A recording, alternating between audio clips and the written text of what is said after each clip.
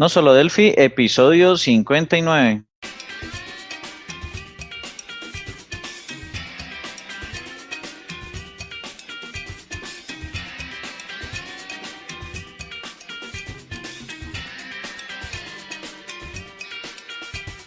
Bienvenidos a nosolodelphi.com, el podcast, el programa donde hablamos, entre otras cosas, de Delphi. Mi nombre es Emilio Pérez, MVP embarcadero de España, y si el internet no se ha caído, al otro lado tenemos a Johnny Suárez, también MVP de embarcadero de Colombia, y donde hoy le veo con un cuadro precioso de fondo. ¿Qué tal, Johnny? ¿Cómo estamos? Hola Emilio, ¿qué tal? Bien, aquí con el cuadro de las frutas. Mucho mejor que el mío, lleno de cositas de estas para que no se vaya el sonido. Bueno, listo, no es que hay que ponerle ambiente a esto. Pues muy bien, ya estamos en el episodio 59 del podcast, ¿quién nos lo diría? Hoy, por ejemplo, me ha llegado la renovación del dominio, luego son ya un par de años, ¿no?, que lleva ya el dominio Sí. y muy contento. Estuve mirando métricas el otro día y estamos manteniendo la audiencia. Luego estaba todo súper interesante porque bueno, al principio teníamos muchas personas que accedían solamente a la web y ahora tenemos también incluso Spotify. Ajá, sí. Sí, Spotify me dejó sorprendido porque es una plataforma donde como que se la tienen bastantes personas. Entonces se les hace Sí, muy fácil acceder al podcast de esa manera, seguramente. exacto. Y además, bueno, es una forma muy interesante de poder entrar, ¿vale? Por ejemplo, ya tenemos 9 personas que han comenzado a escuchar No Solo Delphi a partir de Spotify. O sea, Ah, no está nada mal, ¿vale? Para hacer algo tan genérico, ¿no? Y tan nicho, que mucha gente usa Spotify para escuchar música, no para escuchar los podcasts, ¿vale? Pero bueno, entre Spotify, entre YouTube, Spreaker, Evox y nuestra propia web, pues creemos que el número de personas que están accediendo pues es bastante grande en comparación a lo que nos esperábamos al principio. Y ayer incluso estuvimos comentándolo en el grupo y nos estaban diciendo 500.000 desarrolladores de FireMonkey, que había una página web puesta, ¿no?, de sí. FireMonkey. Sí, O sí. sea, no sabemos cuántas personas, ¿vale?, puede haber ahora mismo mmm, trabajando con Delphi, pero vemos que pueden ser muchísimas. Sí, así es, pueden ser muchísimas, no sé de dónde salió ese número realmente, Yo pero, tampoco. pero pues sí, pueden ser muchísimos los que estén escuchando también, porque de habla hispana también, aunque no creamos, aunque nos sintamos solitos a veces, siempre hay muchos usuarios de Delphi todavía en España, por aquí en Latinoamérica también, que es pues todo el habla hispana, hay Ujú, muchísimas personas que todavía trabajan con Delphi ujú. y que quieren aprender tecnologías móviles, que se adentran solos, pero que de pronto sí necesitan un poco de orientación en ese sentido para, digamos, el mundo de la tecnología móvil. Pero son muchas las personas que están ahí escuchándonos, ¿no? Incluso también nos han escrito personas que pidiéndonos que por favor hagamos el podcast en inglés. O sea que Ah, sí. surrealista total, pero así es, sí, porque le resultaba muy interesante e intentaban escucharnos. Incluso hay por ahí una página que nos traducen, cada vez que ponemos un post, nos los traducen automáticamente al inglés el post Sí. y se queda la gente como queriendo saber qué decimos. Sí, dice, not only Delphi, dicen. Sí, not only Delphi. Sí, es cierto. Así es. Sí. Y bueno, Johnny, que te he interrumpido mucho. ¿Qué tal tu semanita? Que bueno, 2 semanas, porque como grabamos la otra vez Ah, muy sí. en medio, Ajá. ¿qué tal tu semana? Bien. Pues terminamos ya la aplicación de todo Postgres SQL, que le pusimos Ujú, TDP SQL. Ya quedó publicada en ambas tiendas, en Android y en la tienda de Apple. ujú. Y pues cualquiera lo puede buscar ahorita en esas tiendas. TDP SQL se llama la aplicación. Y lo que hace es, como ya hemos comentado en episodios anteriores, uno puede consultar en una base de datos de todo Postgres. Pues esta aplicación la hicimos a modo de estudio, pero nos quedó muy bien, nos quedó muy rápida, fluida. Y pues está el tema de que también fue muy rápido la distribución, ¿no? En cosa de Claro, un mes. para que la gente esté un poquito en sintonía, ¿Mm? tuvimos un poco de hueco en el verano, sobre todo en el mes de agosto, y queríamos saber qué tiempo tardábamos en subir una aplicación, qué ocurría con el tema de los 32 bits en Android si lo pedíamos antes del 1 de agosto. Lo pedimos, creo que fue el 31 de julio, el 30 de julio, vamos que no. Sí, Fuimos casi al límite ajá, y queríamos sobre todo eso, un caso de estudio de una aplicación Delphi subida a las stores. En otras ocasiones hemos hecho aplicaciones para Android, para tablet, hemos hecho aplicaciones para clientes, incluso para Android TV, pero no habíamos hecho ninguna propia subida con nuestro nombre, ¿no? Entonces, bueno, queríamos tener esa app y lo unimos con nuestra plataforma de todo PostgreSQL, que son cursos, igual que tenemos de Delphi, pues son de PostgreSQL. Le llaman el sistema gestor de base de datos libres más potente del mercado, ¿no? O sea, es una alternativa a SQL Server, a Oracle, o sea, bueno, mejor que MySQL, ¿no? Entonces, simplemente queríamos tener esa aplicación subida para que personas que se dediquen a la programación, bueno, más que programación, a DBA, pues puedan tener en el móvil pues una conexión rápida a esa base de datos que la tengas tú en red. Entonces, sin necesidad de estar delante del ordenador con el wifi, pues te conecta a esa base de datos. Nos han pedido que hagamos lo mismo con Interbase, con Firebird y demás. Lo único que ocurre es que, bueno, usamos los UNIDAC y los UNIDAC no tienen driver específicos para el motor bueno, específicos no, nativos, drivers nativos para conectarte a un Interbase o a un Firebird, ¿vale? Entonces, nos toca bien estudiar cómo hacerlo, poner una capa intermedia o no hacerlo, ¿vale? Entonces, bueno, estamos ahí estudiando un poco qué decisión tomar. ¿Por qué? Podríamos poner para MySQL, podríamos poner para Oracle, para SQL Server, creo también. O sea, hay diferentes motores que sí tienen el acceso directo, pero en este caso, para Firebird y para Interbase no lo tiene, sino que necesitaría los propios drivers que traen y desconocemos, porque no lo hemos investigado, si se puede añadir los drivers cuando subimos la aplicación, ¿vale? Sabemos que existe la opción de Interbase to Go, etcétera, etcétera, pero no lo hemos investigado, ¿vale? Entonces, bueno, si alguien lo ha hecho, estamos abiertos a que nos lo digan y, bueno, lo incluimos porque, bueno, ahí tenemos los UNIDAC para poder hacer con ellos lo que se necesite, sí, ¿vale? de hecho, por ejemplo, uno puede hacer con el Firebird, tiene ya una biblioteca para Android, Sí, pero también el ajá, problema es que nosotros queremos siempre esta aplicación desplegarla en las dos tiendas. sí. Entonces, esa misma biblioteca no sirve en iOS. Entonces, ahí viene pues Ah, la otra situación. sí, sí, la verdad que sí. Entonces vamos a tener ahí un pequeño problema o, bueno, una aplicación en Android que no esté en iOS también podría ser una posibilidad, pero Ajá. bueno, que nos digan los compañeros, la audiencia, qué hacemos, ¿vale? O Mm. sea, de aquí no sé, al verano que viene, que saquemos otra vez hueco, Ajá. ¿vale? Pues a ver qué hacemos, ¿no? Entonces, bueno, ahí queda libre, ¿vale? ¿Listo? ¿Y qué vamos a hablar esta semana? Bueno, esta semana vamos a hablar sobre cómo crear manuales para usuarios finales. Entonces, los típicos, digamos, archivos .chm, ¿cierto? La ayuda que uno encuentra cuando hace F1 en cualquier programa. Entonces, Ujú, ¿cómo los vinculamos a nuestro sistema o a nuestro desarrollo? ¿Y con qué hacemos ese tipo de manuales?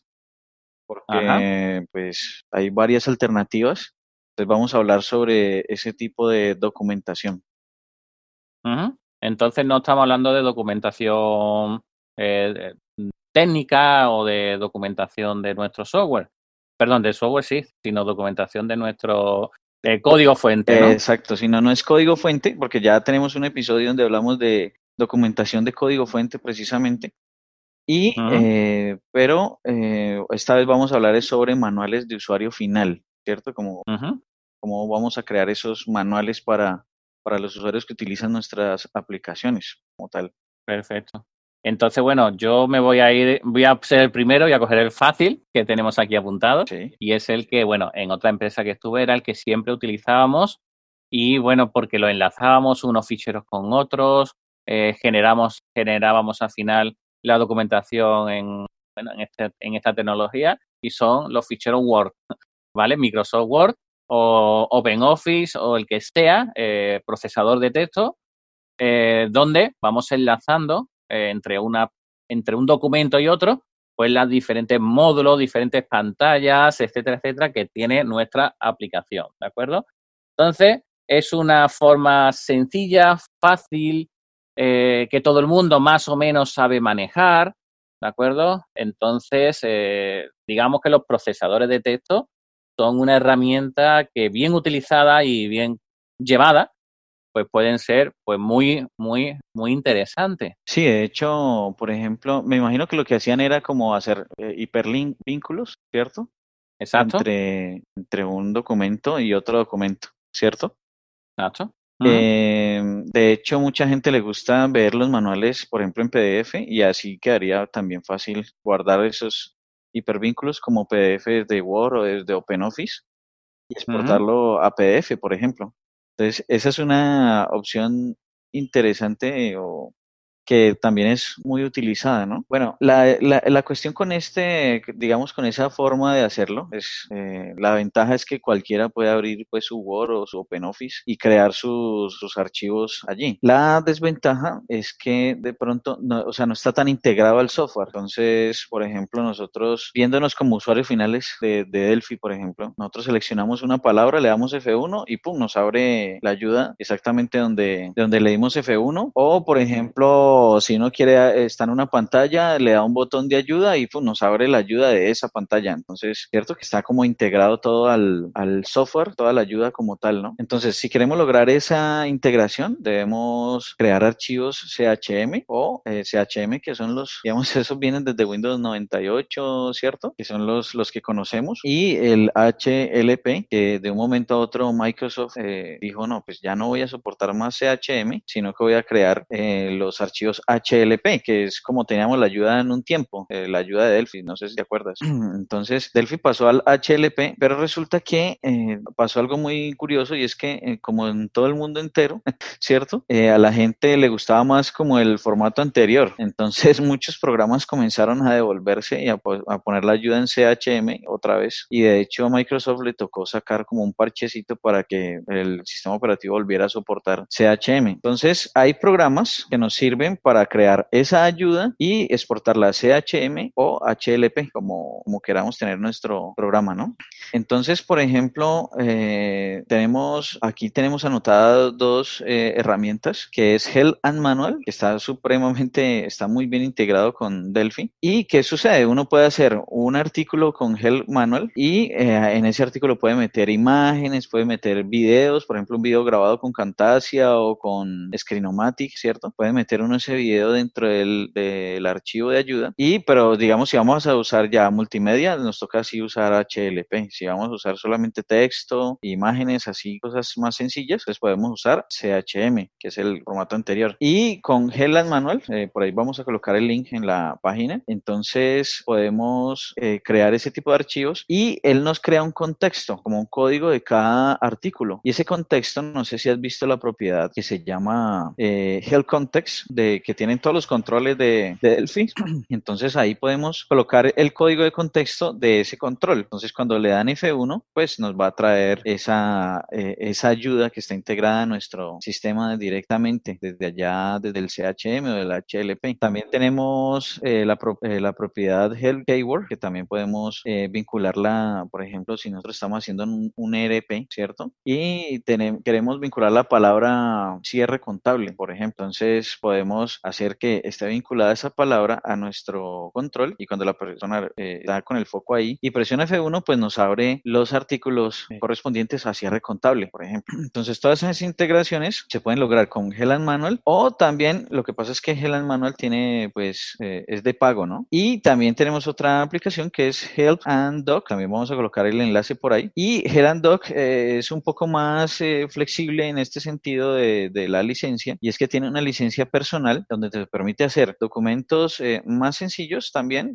pero puedes exportarlo también a CHM y HLP, también puedes exportarlo a EPUB, a PDF, bueno, a una cantidad de formatos, y todo esto de manera gratuita, Vale. pero pues te pone un banner por allí, dicen que discreto, ¿no? Y tienes otras alternativas que también son de pago. También es muy poderoso este generador de manuales, por decirlo de alguna La forma. verdad que sí, porque puedes publicar no solamente estos ficheros CHM y demás, sino, como has dicho, puedes publicar en el Word, puedes publicar en PDF, puedes incluso en un ebooks con el formato EPUB o MOBI para el Amazon. Puedes publicar web, ayuda web, como tiene, por ejemplo, Embarcadero. Sí. Es decir, que no sea solamente la que tú le das en el local, sino que vaya a la nube. Ajá. Y abra tu página en cuestión. O sea, la verdad es que muy interesante estos software para todo lo que es documentación de aplicaciones visuales, ¿de acuerdo? Que como puede ser pues una aplicación Android que hagamos, o una aplicación normal de escritorio que estamos acostumbrados, ¿vale? Exacto, sí, incluso tienen soporte, precisamente lo que acabas de decir. Tienen Ujú, soporte para diferentes sistemas operativos. La verdad es que sí, no, digamos, si yo tengo una aplicación en Android, entonces puedo vincular también la ayuda ahí a esa aplicación. Pues exacto. esto es lo que nos promete, por ejemplo, Help Manual, ¿no? Ujú, exacto, pues la verdad muy interesante. Lo que pasa es que hay otros tipos de usuarios finales que también necesitan documentación sobre tu software. Y esos usuarios finales, pues suelen ser usuarios que utilizan una API que tú desarrolles. Imagínate, por ejemplo, Google Calendar, que tiene su API, Ajá. y tú quieres saber cómo funciona, los métodos que tiene, qué hace cada uno, etcétera, etcétera, ¿no? Entonces, por ejemplo, si usas Delphi MVC Framework, pues tiene una documentación, ¿vale? Ahí, por detrás, que le llamas MVDoc, y bueno, vas creando tu documentación, ¿no? Para que la persona, cuando entren a través de una URL en concreto, pues vea esas posibilidades, ¿no? Sí. Pero hace poco vi que RAD Studio o está añadiendo ahora, o ha añadido, no lo sé, pues una herramienta que se llama Swagger UI, ¿vale? Con Swagger, ¿qué puedes conseguir? Bueno, pues puedes coger que toda la API y documentarla entera, incluso poder ejecutar la propia API, ¿vale? Por ejemplo, si es barra episodios barra 5, y Ajá. que automáticamente te descargue la información, el JSON de ese 5. Entonces tú le pones, te dice, oye, mira, aquí necesita que sea un numérico, ponlo y le das a ejecutar, ¿vale? Como por ejemplo que en las demos del tiempo y de otros sitios, cuando quieres probar una API en cuestión, ¿no? Entonces, la verdad es que está bastante curiosa esta herramienta, Swagger, para esto. Y que dicen, no lo he probado, que viene o que va a venir con RAD Studio. Perdón, RAD Studio no, con RAD Server.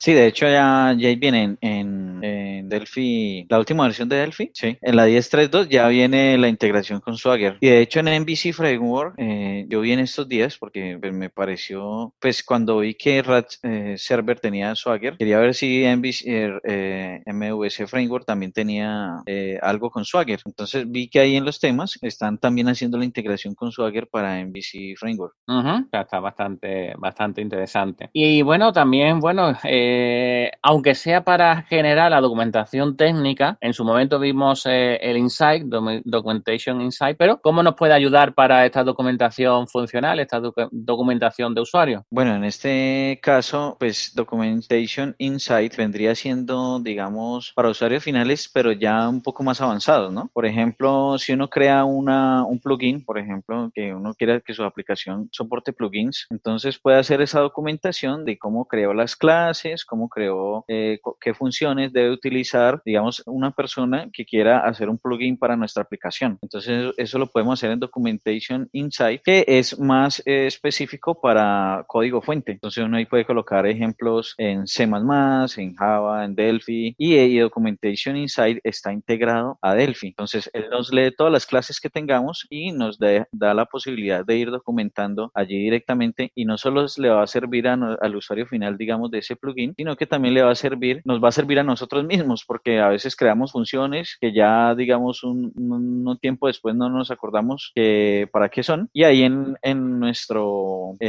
¿cómo se llama? En el Insight, en el Completion Insight, pues va a aparecer esa documentación directamente dentro de nuestro código fuente. Entonces, ya digamos, Documentation Insight sí es un poco más avanzado, pero digamos, pensando en usuarios finales, por ejemplo, el usuario final de nuestro componente, si nosotros hacemos un componente, nuestro usuario final sería otro programador que va a usar ese Ujú. componente, por ejemplo. Perfecto. Bueno, Johnny, la pregunta ahora a todo el mundo, ¿qué usáis, qué utilizáis vosotros para documentar, ¿vale? Para entregar a vuestros clientes, pues, algún manual en concreto, ¿de acuerdo? ¿Qué herramienta es la que utilizáis? ¿Utilizáis este tipo de documentación escrita?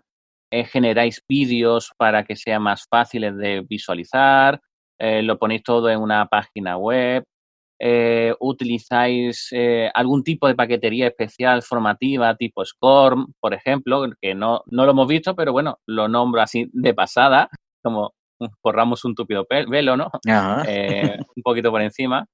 ¿Qué usáis? ¿Vale? Porque hemos dicho 4 cosas, muy pocas, pero después cada empresa lo hace a su manera, a su forma, etcétera, etcétera, ¿no? Entonces, quisiera saber cómo lo hacéis realmente, ¿vale?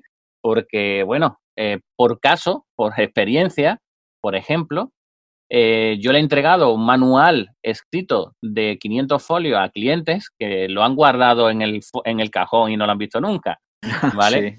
O sea, al final es un tiempo en desarrollar, en escribir, en mantener, en actualizar. Es decir, al final tienes que tener a una persona de manera continua. Si un software está muy vivo y tiene varios programadores, pues imagínate, ¿no? Entonces siempre tiene que tener a alguien ahí actualizando esos manuales de alguna forma. Entonces, nos gustaría saber cómo lo hacéis en vuestra empresa. Si pues, ponernos comentarios sobre ello.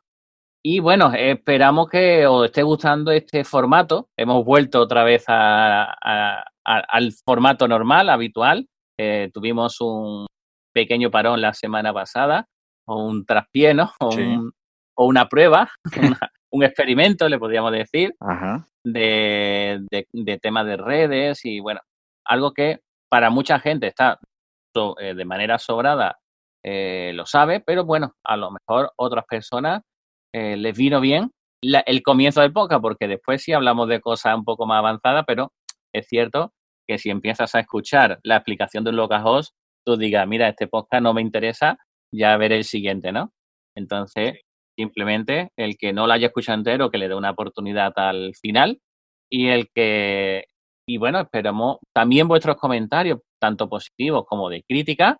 Bueno, al final una crítica puede ser positiva o negativa, ¿no? Pero nos gusta siempre escucharlas y, bueno, aprender de ellas. Entonces, bueno, si queréis también el podcast un poquito más corto o queréis también que sea, como siempre, entre media hora y una hora aproximadamente, pues también decídnoslos, ¿de acuerdo? O sea, simplemente queremos hacer cosas útiles para la comunidad. También decir que estamos cerrando diferentes reuniones con patrocinadores, lo cual no sabemos si saldrá adelante o no, pero nos gustaría en este mes de septiembre dejar todo cerrado para poder generar ese concurso sobre Delphi Code, que le llamamos concurso Delphi Code, donde podamos, bueno, ofrecer algo a los que, bueno, en definitiva ganen el concurso, Ajá, ¿vale? sí. Entonces, tenemos que pensar el qué, el cómo, etcétera, etcétera. Incluso también ya tenemos diferentes personas que se han animado a ser jurados. No queremos ser nosotros los jurados, sino que sean personas de fuera, de otras empresas, compañeros y demás. Entonces, ya tenemos algunos que nos han dicho que sí, que contemos con ellos para ser jurado de lo que va a ser el Delphi Code 2019 o Delphi Code 2020, como le querramos llamar, ¿no? Entonces, bueno, sería el primero de todos que nosotros hagamos. El objetivo, y no me quiero explayar mucho más, es llegar a universitarios. Hay un déficit muy grande de programadores Delphi porque nadie sabe que eso existe. Y cada vez que hablamos con alguien nos dice lo mismo. Yo lo estudié en la universidad hace tropecientos mil años, no sabía que aún se mantenía, ¿no? Y no sabe que se pueden hacer cosas muy interesantes con Delphi, ¿no? Entonces, simplemente queremos conseguir con este Delphi Code llegar a las universidades, ¿vale? Que sean los estudiantes los que nos generen esta aplicación que queremos que nos haga, ¿de acuerdo? Y bueno, Johnny, con esto pues yo me despido porque, bueno, me están esperando y tengo que continuar. ¿Alguna cosilla? No, ya, yo también me despido, ya quedó clarísimo todo el asunto, pienso yo, ¿no? Perfecto. Bueno, pues como siempre, muchísimas gracias por deditos arriba en el YouTube, como dicen los vídeos que ven mis niños, no sé cómo es, el dedito verde o marca verde o no sé, en el Spotify, corazón verde creo que era, en Spotify. Sí. En iVoox darle también a me gusta, también a Spreaker, quien lo tenga. Bueno, en definitiva, por poner comentarios en los diferentes lugares y por compartir también el podcast en diferentes sitios, bien vuestro Facebook, bien en foros de Delphi que estéis o foros fuera de Delphi. Es decir, lo que tenemos que conseguir es que la palabra Delphi llegue a muchos sitios. Y pues, muchísimas gracias por todo lo que ustedes estáis consiguiendo a través de este podcast, porque no solamente somos nosotros dos, sino que ya hay mucha gente detrás apoyándonos, ayudándonos y bueno, dándonos un pequeño empujón para que esto sea una realidad. Listo. Bueno, entonces espero que les haya gustado este episodio y nos vemos la semana que viene. Chao. Chao. Por cierto, Johnny, ahora que no nos escucha nadie en el final del podcast y que, bueno, ya le habrán dado el stop, estamos haciendo pruebas con diferentes software de grabación. Si este se escucha mejor que los anteriores, os ruego que nos lo digáis, que ambos tengamos más o menos el mismo volumen, etcétera, que estamos teniendo problemas en podcasts anteriores. Así pues, también indicárnoslo, ¿vale? Muchas gracias. Chao. Listo.